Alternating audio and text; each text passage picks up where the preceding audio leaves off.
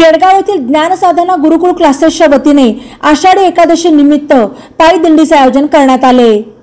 या दिंडीचे आकर्षण म्हणजे 1000 पेक्षा जास्त विद्यार्थी यामध्ये सहभागी झाले।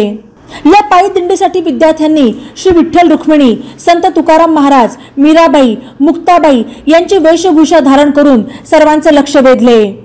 तर सर्व विद्यार्थी वारकऱ्यांच्या पोशाखात दिंडीत सहभागी झाले। केडगाव पासून अरणगाव येथील प्रति पंढरपूर समजले जाणारे विठ्ठल मंदिर असे पायी दिंडीचे नियोजन होते। या पायी दिंडीचे केडगाव देवी मंदिरासमोर माजी नगरसेवक मनोज कोतकर आणि परिसरातील नागरिकांनी स्वागत केले।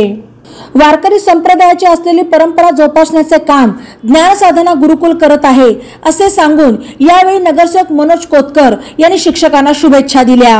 उद्योजक जालिंदर कोतकर यांनी या धार्मिक उपक्रमाबद्दल सर्वांचे कौतुक केले। तर विविध धार्मिक कार्यक्रमातून ज्ञानसाधना मुलांना सतत संस्कार देत असल्याचे यावेळी मुख्याध्यापक संदीप भोर यांनी स्पष्ट केले।